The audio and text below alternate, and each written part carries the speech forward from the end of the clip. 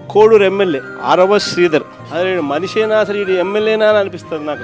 అసలు ఈ అరవ శ్రీధర్ అనేవాడు ప్రభుత్వ ఉద్యోగి అయిన ఒక అమ్మాయిని భయపెట్టి బెదిరించి రేపు చేసి హెరాస్ చేసి స్వయంగా ఆ అమ్మాయి తనకు జరిగిన అన్యాయాన్ని కూడా ఏకంగా సాక్ష్యాలు ఆధారాలతో సహా బయట పెట్టింది. ఆముదాల వలస ఎమ్మెల్యే ఇంకోడు కూన రవికుమార్. ఈయన గారి వేధింపులు భరించలేక గవర్నమెంట్ స్కూల్ ప్రిన్సిపల్ ఆత్మహత్యా యత్నం చేసుకుంటే ఇప్పటి వరకు చర్యలు లేవు. సతివీడు ఎమ్మెల్యే కోనేటి ఆదిమూలం ఒక మహిళను బలాత్కారం చేసిన చివరికి ఆ అధికారిని ఉపయోగించి ఆ కేసునే క్లోజ్ చేయించుకుంటాం. ఎంత దారుణంగా జరుగుతుందనంటే ఇంకొకడు మంత్రి సంధ్యారాణి పిఏ తనను లైంగికంగా వేధిస్తున్నాడని మరొక ప్రభుత్వ ఉద్యోగి అయిన మహిళ ఫిర్యాదు చేస్తే అతన్ని వదిలేసి ఫిర్యాదు చేసిన ఆయమను జైల్లో పెడతారు. ఆయమ మీద కేసు. ఇంకోడు గుంటూరు ఈస్ట్ ఎమ్మెల్యే నజీర్.